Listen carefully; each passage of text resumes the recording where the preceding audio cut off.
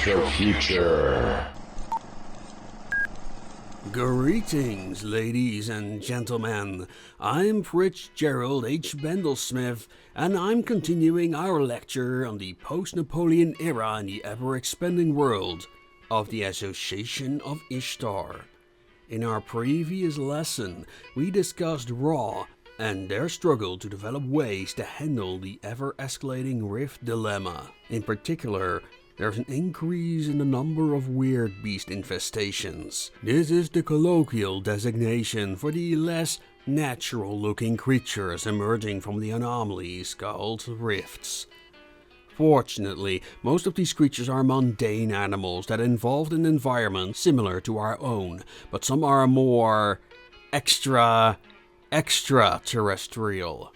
I'm talking about ignoring the laws of physics, telekinesis and more preternatural stuff. But this lecture won't be about them.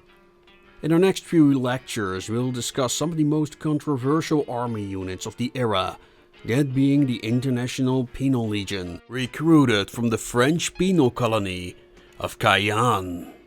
A military force most famous for their combat automaton called the Chassis de Bataille, or CB-3s, which are piloted by so-called casket girls. And we're about to publish a book about them that will be available through Critical Blast. Who are they? Why are they? And how did they become an essential part of the rift containment sector? To understand the Penal Legion, we first need to understand the history of the capital of France Guinea and the early days of its colonization. And like all good stories, we should start at the beginning.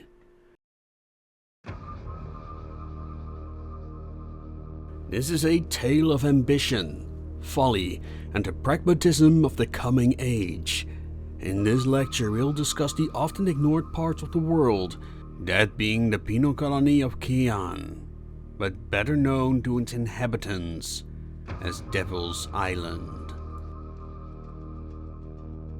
Once upon a time in 1498, an Italian explorer called Christopher Columbus sailed past a coast called Guinea, which he appropriately named the Land of Pariahs. This was suitable considering what was to come. In the storytelling biz, we call this foreshadowing. Anyway, during the 16th century, the Spanish claimed this area but deemed it too inhospitable for colonization. With the decline of the Spanish Empire, various other powers such as the British and the Dutch flocked to the area like flies coming at a carcass. But still they believed you had to be an idiot to settle the land of pariahs. Anyway, the French created their first trading post in 1503, and by 1624 they had founded a settlement called Sainte-Marie, along with some small-scale plantations. After a decade of efforts, they founded the capital of France Guiana, called Ravagère, in 1633. However, native tribes destroyed this settlement. In 1664, the French reclaimed the ruins, and by 1777, it was renamed Cayenne. Through the 18th century, the colony struggled due to the hostile climate. Apart from the heat, monsoons, hostile forces and predators, epidemics were regularly pruning the population. Unsurprisingly, it became a dumping ground for troublemakers.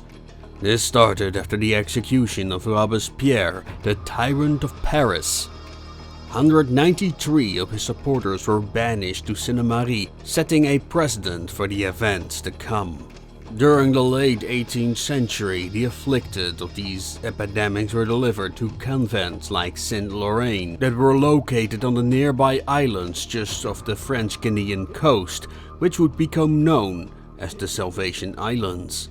This archipelago consisted of 3 isles. Both Ile de Royale and Saint-Joseph were small, barely a few kilometers in size. But that third, crudely star-shaped island was supposedly rich with minerals and could sustain a settlement. In theory, at least. Now you might wonder, why wasn't this island settled right away? That has everything to do with its name. Devil's Island. The name probably originates from the ungodly compression noises produced when waves of the sea are trapping air in the cavities in the underlying caves. The currents around the island are very strong, making landing on the cliffs very risky and only possible during certain times a day. Combined with the attrition rate among the mainland colonists, the island was left alone for centuries. To resolve these issues, the Ministry of the Interior and the Colonial Office decided to send in expendable fodder, the Empire's undesirables. In 1814, the Colonial Office designated the surrounding area of Cayenne as a prison colony. Convicts of the fatherland, called relégués, were stuffed aboard prison barges and sent overseas to El Royale to be processed before being sent to their respective camps around the colony. There, the relégués would be imprisoned for 6 months before being released into the colony proper. These camps were located in hostile environments far removed from public view, where these prisoners worked the mines and gathered resources from the vast jungle and plantations like sugar, hardwood and cayenne pepper. This might sound fine, but make no mistake, with a lack of oversight, this network of camps was a place where torture, solitary confinement and other maltreatment were a staple of everyday life. It even had a guillotine to deal with the troublemakers in public displays. If disease wouldn't kill you, your fellow prisoners might, as the guards were quick to learn that the best deterrent against the inmates were other prisoners. It's easy to see these men as victims of the system. For many, the punishment definitely didn't fit the crime. But make no mistake, others were sent here for good reasons, and some would be rewarded for the same crimes and abuse that they were exiled for in the first place. Those who survived the conditions were rewarded with a home in Cayenne, where they were expected to stay and start raising families. But even under those conditions, recidivism was high and Cayenne became a place of scum and villainy. This is a good time to remind you that the great powers were greatly concerned with the influx of new military technologies from the rifts, like we discussed in our previous lecture. To summarize, the great powers signed the Hague Charter, outlawing the reverse engineering of alien technology. One could argue that this agreement was farcical and the Recovery Committee a joke. But this didn't change the fact that the discovery of such research could have dire consequences. And this is why Cayenne became so important for the Empire. These criminal elements had strong ties with the networks in Europe.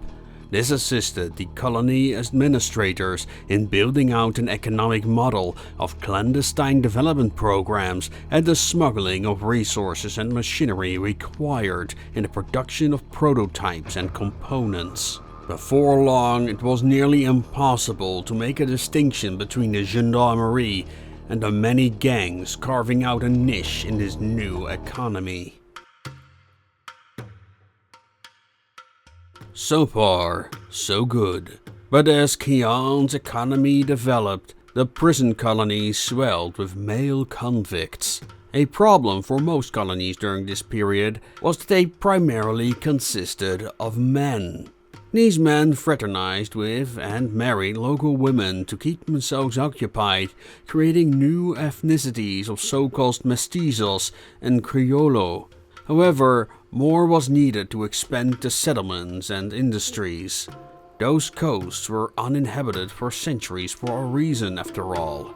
They were colonized for their natural resources, not the weather. So their respective home countries would have to incentivize the other sex to move to the colonies. And that brings us to another phenomena. These women are so-called casket girls. Women incentivized or forced to go overseas and marry the men in the colonies. And they'll be the topic of the next lecture as I cut this part for time. More about them at the end of the lecture. Alright, get ready because stuff is going to get wild.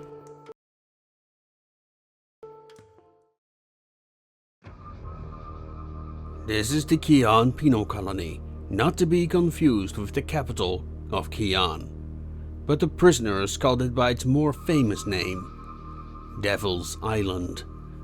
But before this archipelago became a dumping ground for the Empire's undesirables, it went by a different name. You see, during the creation of the first settlements, this island was an enigma. Early during the colonization, geologists quickly deduced that this island was younger than its siblings.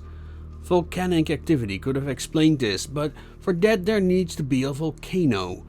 And then there is that peculiar star shape, inflaming the imaginations of the many naturalists. Arguments arose whether the entire island could be a scar of some calamity or an unknown phenomena that had yet to be discovered. The local population of Guyana, primarily comprised of the Carib-speaking Kalina people, never colonized the island despite being formidable boat builders themselves. When questioned on the topic, the local Karina called this place Moon Island, which is connected to various legends. They speak of a staircase to the moon guarded by Urapuru, a multi-tongued snake that swallows warriors whole. It is said that all those attacked by Urupuru have spiraling scars all over their bodies carved into their skin by its many tongues. Once marked, Urupuru would ignore these warriors as they entered his domain. In the past, as part of their initiation into adulthood, boys were sent to the island to prove themselves worthy of being men. However, according to the legends, the man finally stops coming back. Another myth tells the story of a young woman whose mother had died. Her new caretakers would treat her very poorly, and to get rid of her they sent her to Moon Island, telling her to visit her mother in the hereafter to ask her for advice. But not knowing the way, she got lost in the dense jungle. There she met a stranger who was willing to listen to her grievances. In response, the stranger would send a tidal wave at the coast to purge the land of the wicked. For, he said, I am the guardian of all virgins and scourge of those who hurt them. With the land purged of those who'd hurt her, the stranger would return her on the back of a giant turtle. He told the other villagers, virtuous survivors of the tidal wave, inside the shield of this turtle you'll find my blood. So they entered the turtle's mouth and found that the insides of its shell were decorated with magical patterns that they would copy on their own skin. This story explains the patterns common in tattoos, pottery and fabrics created by the Karina. But is there any truth to these tales? Well, in 1803, inspired by the mystery of Devil's Island, some daring do's entered the dense jungle. A Frenchman by the name Jean-Jacques Champollion was an intrepid student of his age, eager to prove himself in the field of archaeology, as it was all the rage. But instead of going to Egypt, he dreamt of establishing his own academy, like the Institut d'Egypte created by Napoleon in 1798. His Dutch friend, Adrian Wichmann, was a geologist, intrigued by the stories he had heard about the island's soil. Being a man of means, he helped Champollion as they headed to the American colonies. After reaching Cayenne, they hired some local Karina guides and European mercenaries in the taverns and headed for Devil's Island.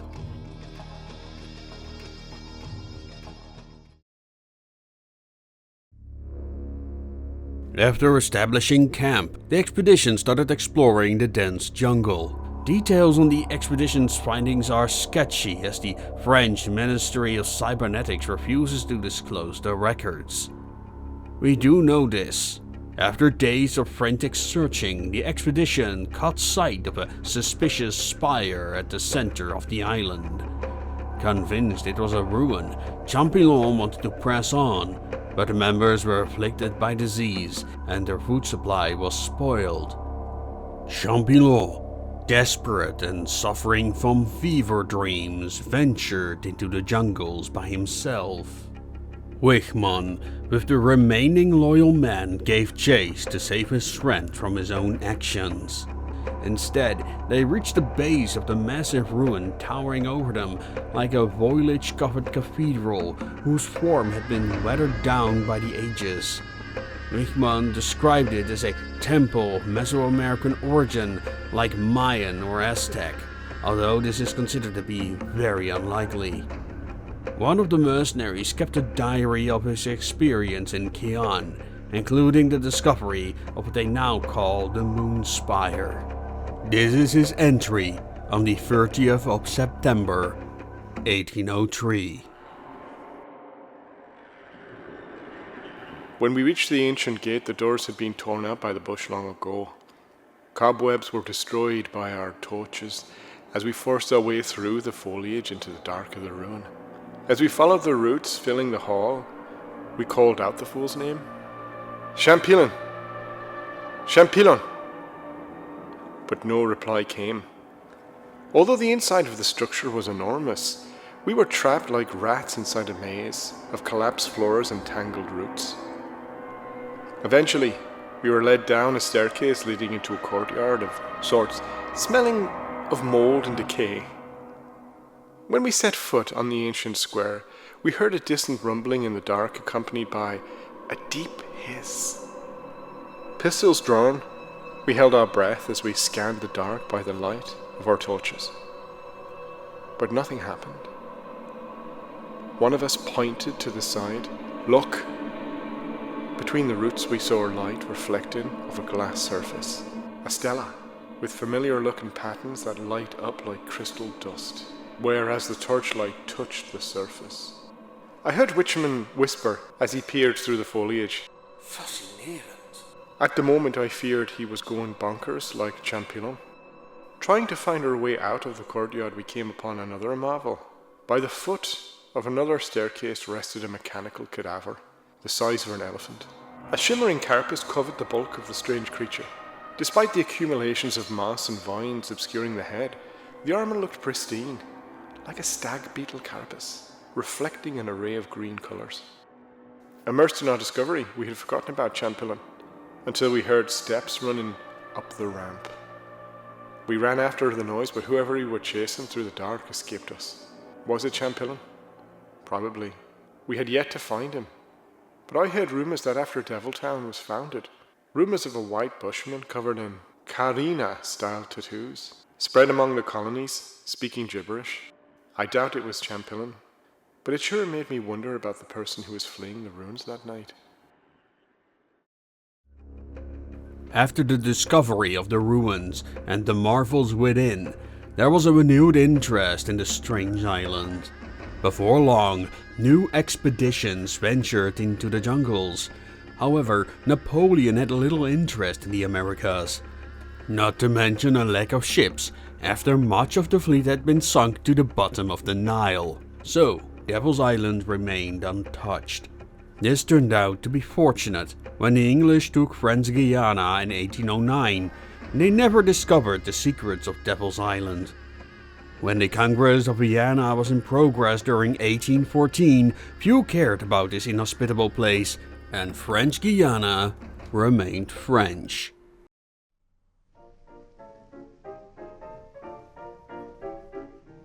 The moment the signatures were placed, the French got to work. In 1814, Cayenne was designated a prison colony and convicts were shipped off. They set a dig site and put prisoners to work clearing the ruins. 3 hectares of jungles were cleared so the archaeologists could scour the environment for artifacts. Back on the mainland, these finds would be catalogued, stored for reverse engineering, and finally developed using the growing Cayenne industry to produce prototypes. To secure its secrets, the authorities expanded the gendarmerie, turning Cayenne into a surveillance state and ever expanding its industrial capacity through investments from various sources. Anyone who questioned the situation would soon find themselves on a boat to Devil's Island. Soon, slaves had to be imported to provide the required labor from the plantations and factories. However, it became a threat to the secrecy. You see, it was the height of the British crusade against the transatlantic slave trade. Officially, French had banned slavery during the Revolution, but had done little to enforce it. However, they couldn't tell the Brits no. The British boarded ships suspected of shipping slaves to the Americas. When they didn't discover slaves, they would come upon suspicious amounts of industrial equipment destined for Cayenne, rousing their suspicion. Not to mention the new recovery committee that we discussed in a previous lecture. One of Guinea's first major projects was the construction of a submarine able to carry large shipments. This was a top-secret project hidden away under Guyana's coast. By 1840, the steam-powered Guinea II had gone on its maiden voyage, shipping experimental equipment to France. In 1848, the empire prohibited slavery anyway, and the former slaves left the cities, ending the plantations. In the jungle, they set up African-style tribal villages, and among the jungle's rivers, they founded the so-called Maroons that reside there to this day. This was a bonus as they formed a convenient buffer zone between the European powers in the region, while battling the native tribes. To make up for the labor shortage, Asian coolies, mostly Chinese and Malaysians, were shipped to Cayenne. So let's recap.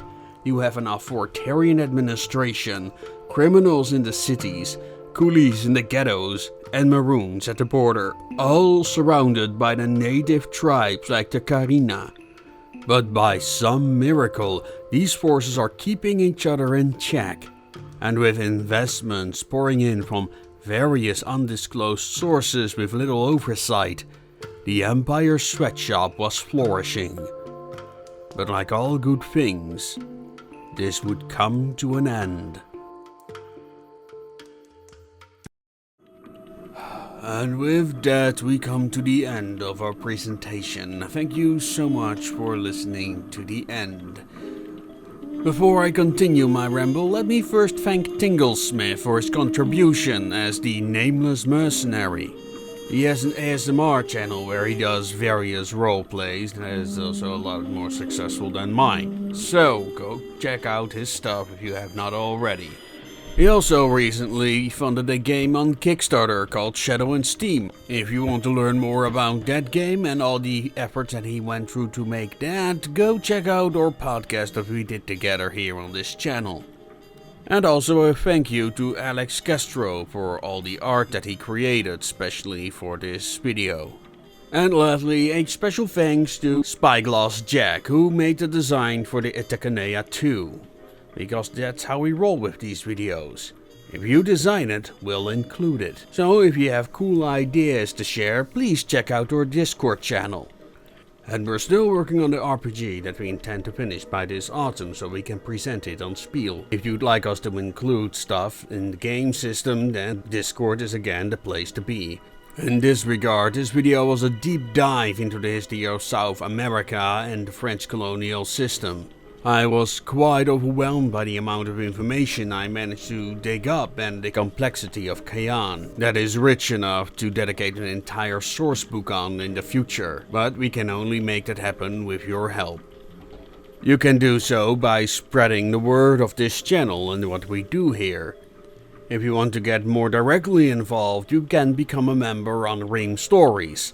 Not only can you get free access there to our short story collection, but members will get previews and complete access to all our published ebooks. And that does not include all the other additional stuff like free wallpapers and STL files, including these sweet steampunk mechas, which will be the topic of the next video. So stay tuned and thank you for watching. And with that, class dismissed.